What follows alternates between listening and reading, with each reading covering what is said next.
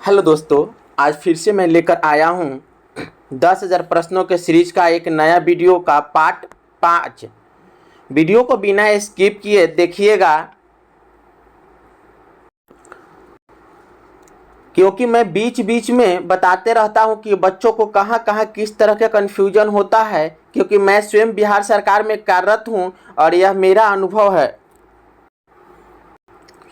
आज की इस वीडियो में ऑनलाइनर प्रश्नों का संग्रह देखेंगे जो Bihar police, railway, SSC, MTS, दरोगा और सभी वनडे परीक्षाओं के दृष्टि से काफ़ी महत्वपूर्ण है।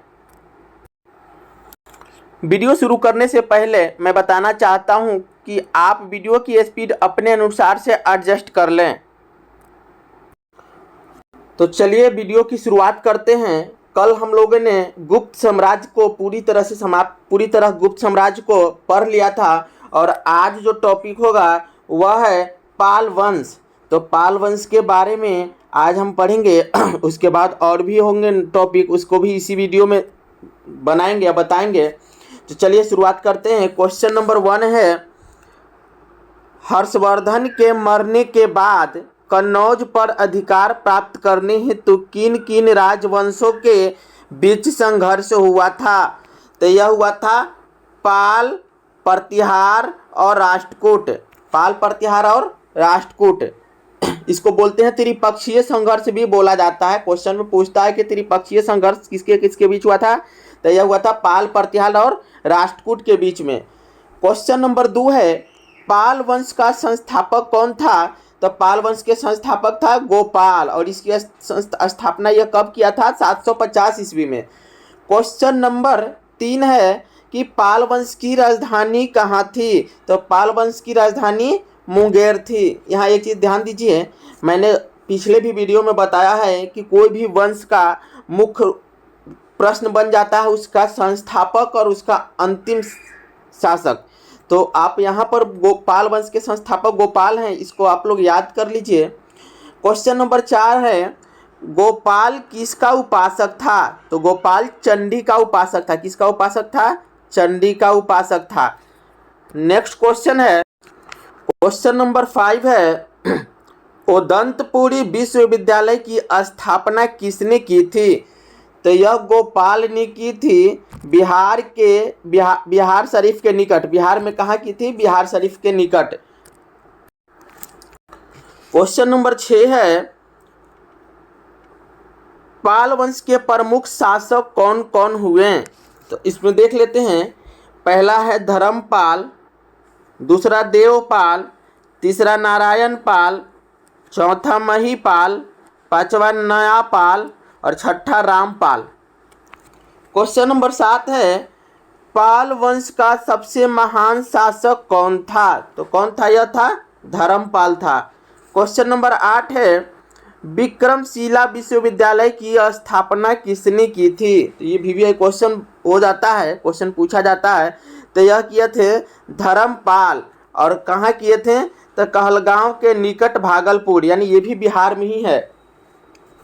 क्वेश्चन नंबर 9 है, नालंदा विश्वविद्यालय को पुनर्जीवित किसने किया था? तो यह किए थे धर्मपाल। अब यहाँ एक क्वेश्चन है कि नालंदा विश्वविद्यालय को यह पुनर्जीवित किए थे, ये बनवाए नहीं थे।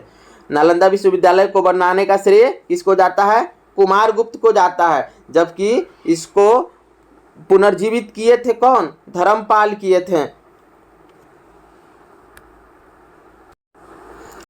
क्वेश्चन नंबर 10 है कि कन्नौज पर प्रभुत्व के लिए पाल वंश का कौन सा शासक त्रिपक्षीय संघर्ष में भाग लिया था या त्रिपक्षीय संघर्ष में शामिल हुआ था? तो यह है धर्मपाल। धर्मपाल, अभी मैंने बताया था कि त्रिपक्षीय संघर्ष किसके किसके बीच हुआ था? तो पाल, प्रतिहार और राष्ट्रकूटों के बीच में हुआ था। क्वेश्चन नंबर 11 है कि धर्मपाल को किसने पराजित किया था? किसने किया था? तो इसे पराजित किया था प्रतिहार सम्राट नागभट्ट द्वितीय। नागभट्ट द्वितीय धर्मपाल को हराया था। क्वेश्चन नंबर 12 है, पाल वंश का अंतिम प्रतापी शासक कौन था? तो यह था महीपाल। अभी मैंने बताया था कि आप लोग याद कीजिएगा पाल वंश का संस्थापक और अंतिम शासक। तो संस्थापक गोपाल था और अंतिम शासक महिपाल। तो आप इसको देख लीजिए। क्वेश्चन नंबर 13 है, महिपाल किस धर्म का अनुयायी था? किस धर्म का अनुयायी था? वह था बौद्ध धर्म का अनुयायी था। क्वेश्चन नंबर 14, पाल वंश के किस शासक ने कामरूप, यानी वर्तमान में का नाम है कामरूप, का वर्तमान नाम क्या है? असम, तथा कलिंग पर अधिकार कर लिया था? तो यह था देवपाल। यहाँ एक और क्वेश्चन बन जाता है कि असम को पहले किस नाम से जाना जाता था? तो कामरूप के नाम से असम को जाना जाता था। तो यहाँ कलिंग पर अधिकार कर लिया था, तो किसने किया था? देवपाल ने किया था। क्वेश्चन नंबर 15 है कि पाल वंश के शासन काल की प्रसिद्ध विद्वान और कलाकार कौन कौन थे? तो यहाँ पर हम देख लेते हैं, चक्रपाणि दत्त और संध्याकर नंदी विद्वान थे। धीमान और वित्तमान ये कलाकार थे, और अतीश दीपंकर जैसे धर्म प्रचारक हुए। पाल वंश के पतन के बाद बंगाल पर किस वंश का शासन स्थापित हुआ था? पाल वंश के पतन के बाद बंगाल पर किस वंश का शासन स्थापित हुआ था? तो यह था सेन वंश का शासन स्थापित हुआ था। और इस तरह से पाल वंश भी मेरा समाप्त हुआ। गुप्त वंश के बाद मैंने पाल वंश को बताया। अब आगे जो टॉपिक है वह है शेरशाह सूरी। इससे काफ़ी क्वेश्चन पूछता है, शेरशाह सूरी से काफ़ी क्वेश्चन। तो चलते हैं, देखते हैं टॉपिक जो है सो शेरशाह सूरी, इसके बारे में हम लोग देखते हैं। शेरशाह सूरी क्वेश्चन नंबर 1 है, किस अफगान सरदार ने हुमायूं को पराजित कर उससे भारतीय सत्ता छीनने में सफलता प्राप्त की थी? तो यह की थी शेरशाह सूरी ने। अब यहाँ एक क्वेश्चन पूछता है, सबसे पहला तो क्वेश्चन यहाँ पर ये पूछता है कि शेरशाह सूरी कहाँ का रहने वाला था? तो वह एक अफगानी सरदार था, और इसी ने ही भारतीय से सत्ता छीन करके शासन शुरू किया था। क्वेश्चन नंबर 2 है कि शेरशाह सूरी का जन्म कब और कहाँ हुआ? तो शेरशाह सूरी का जन्म 1486 ईस्वी में हिसार फिरोजा में हुआ था। हिसार फिरोजा में। शेरशाह सूरी के पिता का क्या नाम था? तो शेरशाह सूरी के पिता का नाम था हसन खान। क्वेश्चन नंबर 4 देखते हैं, शेरशाह किस वंश के थे? तो ये थे सूर वंश के थे। किस वंश के थे? शेरशाह सूर वंश के थे। कहाँ के रहने वाले थे? तो अफगानी थे, अफगानी सरदार थे ये। क्वेश्चन नंबर 5 है, शेरशाह का वास्तविक नाम क्या था? तो शेरशाह का वास्तविक नाम था फरीद खान। क्वेश्चन नंबर 6 है, फरीद को शेर खां की उपाधि किसने प्रदान की थी? ये VVI क्वेश्चन है, पूछ देता है। तो इसका आंसर है बहार खां लोधी। बहार खां लोधी भी देता है, कहीं कहीं लोहानी दिया है, देख लीजिएगा आप लोग। ऐसे बहार खान लोहानी दिया है, तो इसी को पढ़िए। क्वेश्चन नंबर 7 है, शेर खां ने शेरशाह की उपाधि धारण की थी किस युद्ध के बाद? तो चौसा के युद्ध के बाद। चौसा का युद्ध कब हुआ था? 1539 ईस्वी में। शेरशाह के पूर्वज क्या व्यवसाय करते थे? तो घोड़ों का व्यवसाय करते थे। किसका व्यवसाय करते थे? घोड़ों का व्यवसाय करते थे।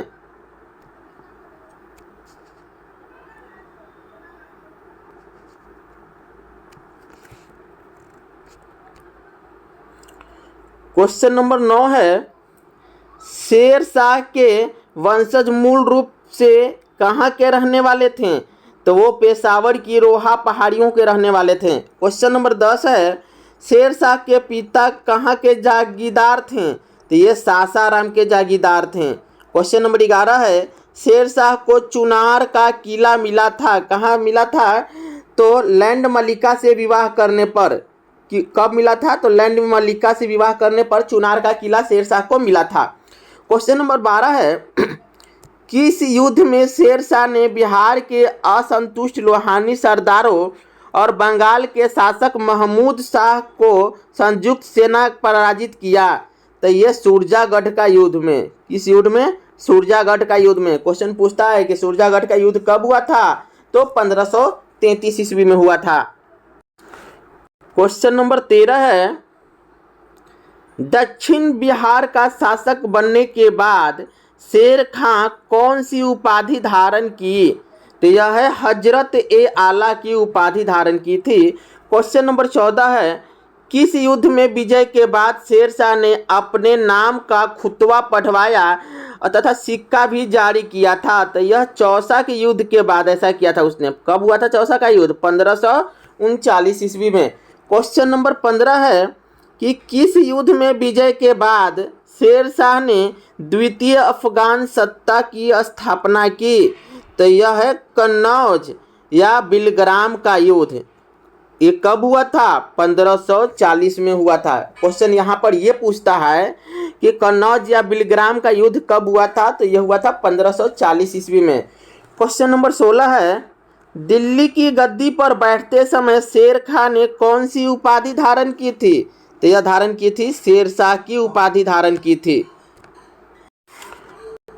क्वेश्चन नंबर है 17 कौन सी घटना के बाद शेरशाह के चरित्र पर काला धब्बा मानी जाती है? तो यह है रायसीना दुर्ग पर अधिकार करने के बाद उसको काला धब्बा माना जाता है उसके चरित्र का। तो यह कब किया था? तो 1543 में किया था। क्वेश्चन नंबर 18 है किस युद्ध में शेरशाह ने छल का सहारा यानी चिट्ठी प्रकरण को लेकर विजय प्राप्त की थी? तो यह सेमल के युद्ध। सेमल का युद्ध कब हुआ था? 1544 ईस्वी में। क्वेश्चन नंबर 19 है कि किस अभियान के दौरान अचानक बारूद फटने से शेरशाह की मृत्यु हुई थी? तो यह हुई थी कालिंजर के अभियान में। कालिंजर के अभियान में 1545 ईस्वी में जब बारूद फटा था तो उसकी मृत्यु हुई थी। यहाँ पर क्वेश्चन बनता है कि किस अभियान के दौरान? तो कालिंजर अभियान के दौरान शेरशाह की मृत्यु हुई थी बारूद फटने से। क्वेश्चन नंबर 20 है कि किसी सरकार ने यहाँ तक कि अंग्रेज सरकार ने भी इतनी बुद्धिमत्ता नहीं दिखाई जितनी कि इस पठान ने। यह कथन किसका है? तो यह है मिस्टर कीन का।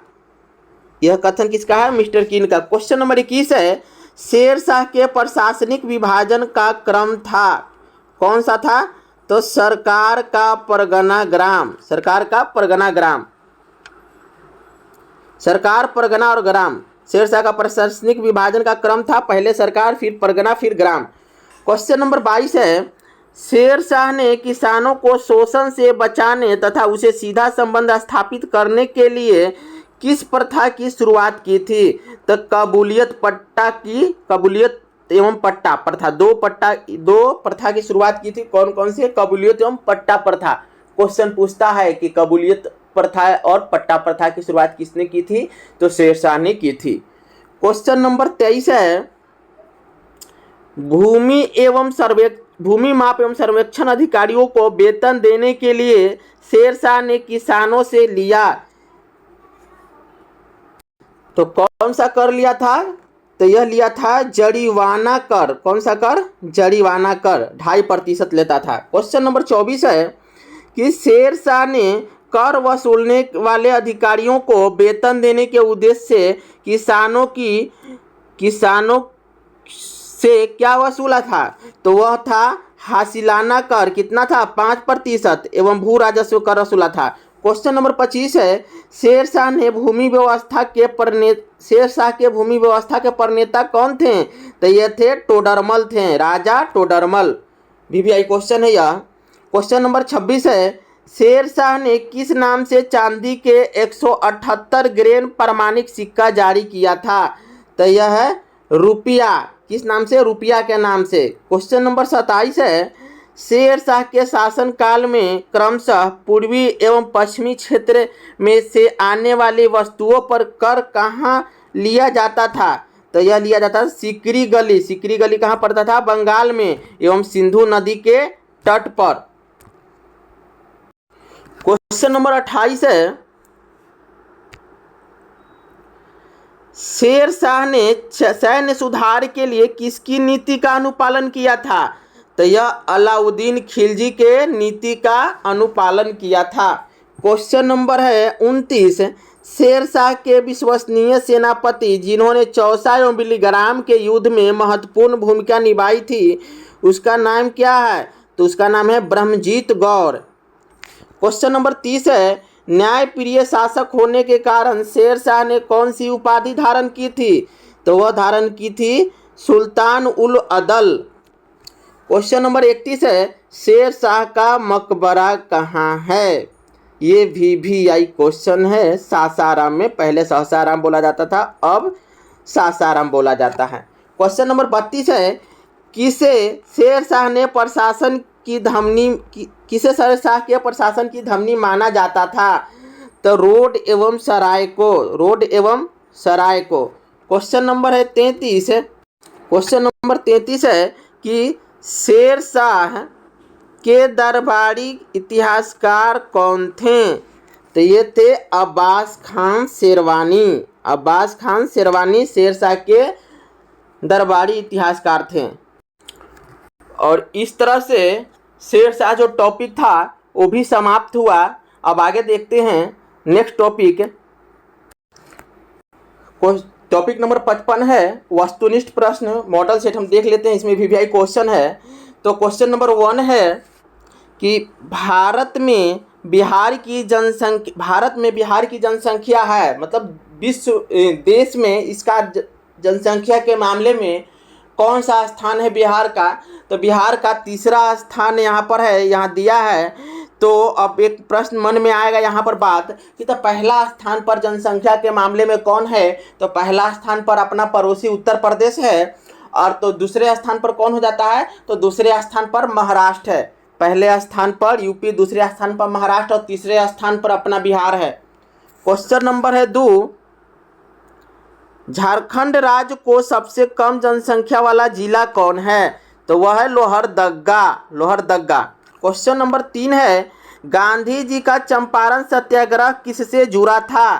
तो यह जुड़ा था तीन कठिया से। किससे जुड़ा था? तीन कठिया से जुड़ा था। क्वेश्चन नंबर 4 है, बलुआ पत्थर से निर्मित मौर्यकालीन यक्षिणी की मूर्ति निम्न में से कहाँ प्राप्त हुई थी? तो यह दीदारगंज से प्राप्त हुई थी। दीदारगंज कहाँ पड़ता है? पटना में है।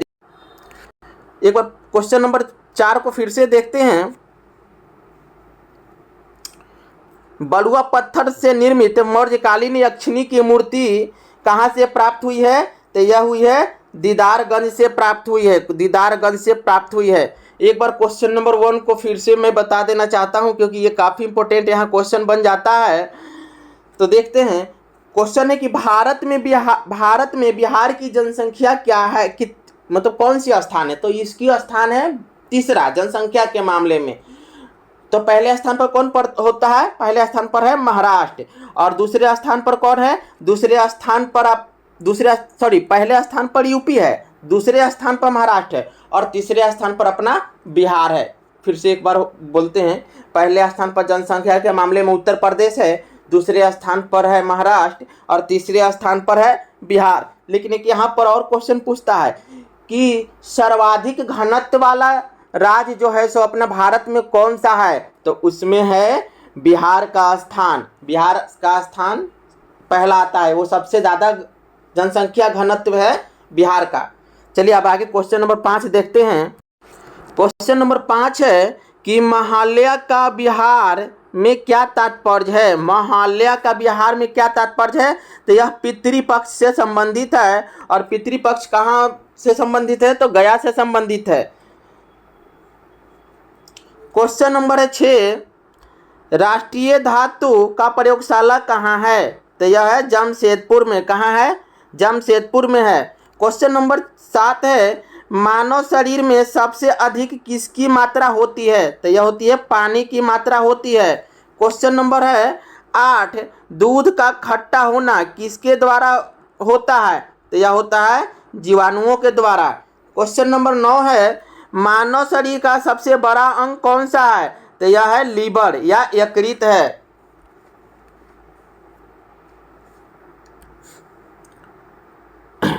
यहाँ पर एक ऑप्शन के अनुसार से यहाँ पर आंसर हुआ है। ऐसे अगर मानव शरीर का सबसे बड़ा अंग पूछेगा तो आप लोगों को स्किन मारना होगा, लेकिन यहाँ पर स्किन ऑप्शन नहीं है। यहाँ पर आंसर नन ऑफ दीज भी हो सकता था। अगर पूछेगा कि सबसे बड़ी ग्रंथि कौन सी है तो वो उसमें यहाँ पर आंसर लीवर होता है। जबकि सबसे बड़ा अंग शरीर का कौन सा है तो वह होता है स्किन या चमड़ा। ऑप्शन यहाँ नहीं था, यहाँ नन ऑफ दीज भी आंसर होना चाहिए था। क्वेश्चन नंबर 10 है कि एड्स की बीमारी किसके द्वारा फैलती है? तो यह विषाणु के द्वारा फैलती है। मैं एक शॉर्ट वीडियो में मैं आप लोगों को ट्रिक दे दूंगा जिसमें जीवाणु से होने वाले, विषाणु से होने वाले, प्रोटोजोआ से होने वाले, कवक से होने वाले रोगों के ट्रिक मैं शॉर्ट वीडियो में मैं इसका डालूंगा। तो आप लोग इसको देख लीजिएगा, क्लियर हो जाएगा। ऐसे काफ़ी कन्फ्यूजन होता है। क्वेश्चन नंबर 10 तक हम लोगों ने कर लिया था। क्वेश्चन नंबर 11 है कि सागर की रानी किसे कहा जाता है? तो किसे कहा जाता है? यह सागर की रानी कोच्चि को कहा जाता है। क्वेश्चन नंबर 12 है झारखंड के किस नगर को स्टील नगरी कहा जाता है? तो टाटा नगर को। भी आई क्वेश्चन है, टाटा नगर को स्टील की नगरी के नाम से जाना जाता है। एक और क्वेश्चन यहाँ पर बनता है, पीतल की नगरी। पीतल की नगरी किसको बोलते हैं? तो ये बोलते हैं मुरादाबाद। यूपी के मुरादाबाद को पीतल की नगरी बोला जाता है। क्वेश्चन नंबर है सौरमंडल का सर्वाधिक बड़ा उपग्रह कौन है? तो यह है गैनीमेड। कौन है? गैनीमेड। क्वेश्चन नंबर 14 है पृथ्वी का निकटतम ग्रह कौन सा है? तो यह है शुक्र। पृथ्वी का सबसे नजदीक में कौन है? शुक्र है। ग्राम कचहरी के प्रधान को क्या कहते हैं? तो यह क्या कहते हैं? सरपंच कहते हैं। VVI क्वेश्चन है बिहार विधान परिषद में कुल सदस्य कितने होते हैं? तो यह होते हैं 75 होते हैं। क्वेश्चन नंबर है बारूद का कारखाना कहाँ स्थित है? तो यह गोमिया में स्थित है। कहाँ? गोमिया में। क्वेश्चन नंबर है 18 पाटलिपुत्र नगर किसने बसाया था? तो यह उदयन ने बसाया था। किसने बसाया था? उदयन ने बसाया था। क्वेश्चन नंबर 19 है, देखते हैं बिहार केसरी के नाम से किसे संबोधित किया जाता है? तो यह है डॉक्टर श्री कृष्णा सिंह को संबोधित किया जाता है। अगर मेरे वीडियो की स्पीड आप लोगों को अधिक लग रहा होगा तो आप लोग इस स्पीड को स्लो कर करके आप लोग देख सकते हैं, क्योंकि क्वेश्चन इसमें काफ़ी है और काफ़ी इंपॉर्टेंट है, तो मैं थोड़ा तेज़ी से करा रहा हूँ। तो आप लोग वीडियो में आगे देखते जाइए। क्वेश्चन नंबर 20 है महाकवि विद्यापति किस युग के कवि थे? किस युग के कवि थे? तो ये थे मध्यकाल के कवि थे। क्वेश्चन नंबर 21 है बिहार की प्रथम हिंदी फीचर फिल्म कौन सी थी? तो इसका नाम था कल हमारा है। कल हमारा है। क्वेश्चन नंबर 22 है, क्वेश्चन नंबर 22 देखेंगे भारत का सबसे बड़ा पशु मेला कहाँ लगता है? तो यह सोनपुर में लगता है। अगर आप लोगों को लगे कि मेरा वीडियो की स्पीड का अधिक है तो आप लोग इसको स्लो करके देख सकते हैं। क्वेश्चन नंबर 23 है भारत में सर्वाधिक लाह का उत्पादन किस राज्य में होता है? तो यह झारखंड में होता है। दामोदर नदी निकलती है, कहाँ से निकलती है? तो छोटा नागपुर के पठार से निकलती है। छोटा नागपुर के जंगल कैसे हैं? तो पतझड़ हैं। भारत का प्रथम उर्वरक संयंत्र कहाँ लगा था? तो सिंदरी। सिंदरी कहाँ पड़ता है? झारखंड में ही पड़ता है। क्वेश्चन नंबर 27 है कि रेगुर मिट्टी किसे कहते हैं? तो रेगुर मिट्टी किसको कहते हैं? काली मिट्टी को ही रेगुर मिट्टी कहा जाता है। क्वेश्चन नंबर है 28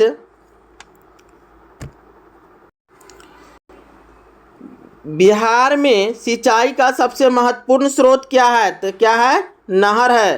क्वेश्चन नंबर 29 है बिहार में नलकूप द्वारा सबसे अधिक सिंचाई कहाँ होती है? तो यह होती है रोहतास में होती है। रांची जिले में किस जनजाति की प्रधानता है? तो यह है मुंडा जनजाति की। क्वेश्चन नंबर 31 है पानीपत की 3 ऐतिहासिक युद्ध हुए, यह स्थित है कहाँ स्थित है? हरियाणा में। पानीपत कहाँ स्थित है? हरियाणा में। क्वेश्चन नंबर 32 है लोकसभा का सामान्य कार्यकाल क्या है? तो यह 5 वर्ष होता है लोकसभा का सामान्य कार्यकाल। अफगानिस्तान। क्वेश्चन नंबर 33 है अफगानिस्तान के संसद को क्या कहा जाता है? तो इसके संसद को शोरा कहा जाता है। क्वेश्चन नंबर है 34 3 देशों की शारजाह कोका कोला ट्रॉफी जीतने में किस देश ने सफलता प्राप्त की थी? तो यह भारत ने प्राप्त की थी। फिर से एक बार देखते हैं 3 देशों का शारजाह कोका कोला ट्रॉफी को जीतने में किस देश ने सफलता प्राप्त की थी? तो भारत ने प्राप्त की थी। अंतर्राष्ट्रीय वनडे क्रिकेट मैच में सर्वाधिक शतक लगाने वाले खिलाड़ी कौन है? तो वह है सचिन तेंदुलकर। क्वेश्चन नंबर 36 है रक्त जमने में निम्न में से कौन मदद करता है? तो यह है प्लेटलेट्स। प्लेटलेट्स जो है तो सो रक्त जमने में मदद करता है। क्वेश्चन नंबर है 37। क्वेश्चन नंबर 37 है कि बरौनी तेल शोधक कारखाना किस देश के सहयोग से बना है? तो यह बना है रूस के सहयोग से। इसका भी एक ट्रिक है, मैं शॉर्ट वीडियो में बताऊंगा। इसका ट्रिक है रूस बोका रूस लाई दुर्गापुर जर्मनिया केला दुर्गापुर ब्रिटेनिया और केला है जर्मनिया। मैं बाद में इसको शॉर्ट वीडियो में डालूंगा। आपको जितने कौन कौन देश के सहयोग से कौन कौन सी कंपनी स्थापित हुई थी या कारखाना स्थापित हुई थी उसका ट्रिक है ये। तो आप लोग वेट कीजिएगा, शॉर्ट वीडियो में मैं इसको डालूंगा। तत्काल आप लोग याद कर लीजिए कि बरौनी तेल शोधक कारखाना जो है तो रूस की सहायता से बना था। क्वेश्चन नंबर है 38। गंगा नदी की बिहार में लंबाई कितनी है? तो ये गंगा नदी की बिहार में लंबाई 445 है। और ऐसे इसकी लंबाई कितनी है? तो 2500 के आसपास है, 2500 किलोमीटर के आसपास है, 2525। देख लीजिएगा आप लोग। क्वेश्चन नंबर 39 है बिहार किस गौरवमयी साम्राज्य का स्थल रहा है? तो यह मगध का रहा है। किसका रहा है? मगध का रहा है। क्वेश्चन नंबर 40 है चंद्रगुप्त मौर्य की राजधानी कहाँ थी? तो यह थी पाटलिपुत्रा थी। कहाँ थी? चंद्रगुप्त मौर्य की राजधानी पाटलिपुत्रा थी। क्वेश्चन नंबर 41 है कि भारत छोड़ो आंदोलन के क्रम में पटना गोलीकांड किस दिन हुआ था? तो यह हुआ था 11 अगस्त को हुआ था। कब हुआ था पटना में गोलीकांड? 11 अगस्त को हुआ था। क्वेश्चन नंबर 42 है बिहार का अत्यधिक औसत तापमान वाला स्थान कौन सा है? तो गया है। कौन सा जिला? गया में सबसे ज़्यादा तापमान होता है और सबसे कम भी वहीं होता है। क्वेश्चन नंबर 43 है बिहार की पूर्व से पश्चिम तक की चौड़ाई कितनी है? तो यह है 483 किलोमीटर। 483 किलोमीटर। क्वेश्चन नंबर 44 है सप्तधारा कुंड कहाँ स्थित है? सप्तधारा कुंड कहाँ स्थित है? 43 नंबर क्वेश्चन में एक और क्वेश्चन आप लोगों को माइंड में आएगा कि जब यहाँ दिया है कि बिहार में पूर्व से पश्चिम की लंबाई तो 483 किलोमीटर है, तो उत्तर से दक्षिण की लंबाई कितनी हो जाएगी? तो उत्तर से दक्षिण की लंबाई हो जाएगी 345 किलोमीटर, यानी 345 किलोमीटर। क्वेश्चन नंबर 44 है सप्तधारा कुंड स्थित है कहाँ स्थित है? तो सप्तधारा कुंड कहाँ स्थित है? यह राजगीर में स्थित है। कहाँ पर स्थित है सप्तधारा कुंड? राजगीर में स्थित है। क्वेश्चन नंबर 45 है गया शहर किस नदी के तट पर स्थित है? गया शहर किस नदी के तट पर स्थित है? फल्गु नदी के तट पर स्थित है। क्वेश्चन नंबर 46 है सफ़ेद कोयला किसे कहते हैं? सफ़ेद कोयला किसे कहा जाता है? तो यह कहा जाता है पनबिजली को। पनबिजली को क्या कहा जाता है? सफ़ेद कोयला कहा जाता है। क्वेश्चन नंबर 47 है झारखंड में सर्वाधिक खनिज उत्पादन का क्षेत्र कौन सा है? तो यह है कौन सा? छोटा नागपुर का पठार। कौन सा है? छोटा नागपुर का पठार। नेक्स्ट क्वेश्चन है क्वेश्चन नंबर है 48 कि भारत के कुल कोयला उत्पादन का लगभग कितना प्रतिशत झारखंड से प्राप्त होता है? तो यह 40% है। कितना प्रतिशत? 40%। बिहार में साक्षरता की दर क्या है? तो बिहार में साक्षरता की दर क्या है? तो बिहार में साक्षरता की दर जो है वह है 61.8%। 61.8%। ये 2011 के जनगणना के अनुसार मैं बता रहा हूँ कि 61.8% है। हो सकता है इसमें अपडेट करके दिया हो। ऐसे है 61.8%। जब भी क्वेश्चन पूछेगा तो वो पूछेगा कि 2011 के जनगणना अनुसार। अभी तो 2021 का जनगणना हुई नहीं है, तो इसीलिए ये इसका आंसर 61.8 ही ऑप्शन मिलेगा। आप लोग देख लीजिएगा। और क्वेश्चन नंबर 50 है, क्वेश्चन नंबर 50 में है कि बिहार छात्र के परिषद का गठन किसने किया था? बिहार छात्र परिषद का गठन किसने किया था? तो ये राजेंद्र प्रसाद ने किए थे। किसने किए थे? राजेंद्र प्रसाद ने किए थे। तो हम लोग 1 से 50 तक का क्वेश्चन इसमें किए। अब आगे जो है सो आगे क्वेश्चन नंबर 51 से मैं नेक्स्ट वीडियो में बनाऊंगा, क्योंकि ये वीडियो काफ़ी लंबा हो चुका है, लगभग 30 मिनट का वीडियो हो चुका है। तो आप लोग इससे आगे के जो प्रश्न होंगे वो अगले वीडियो में मिलेंगे। तो तब तक के लिए धन्यवाद। आप मेरे चैनल को लाइक, शेयर और सब्सक्राइब करना ना भूलें, ताकि आपको नोटिफिकेशन टाइम टू टाइम मिलते रहेगा। और मैं इसी तरह से शॉर्ट वीडियोस में भी मैं ट्रिक वगैरह आप लोगों को देते रहूँगा, और लॉन्ग वीडियो में मैं कंटिन्यू अच्छे से सभी प्रश्नों को मैं कराते चल रहा हूँ। आप लोगों को इसका लाभ मिलेगा। आप लोग सिर्फ सही से वीडियो को देखते जाइएगा, स्किप नहीं कीजिएगा। थैंक्स।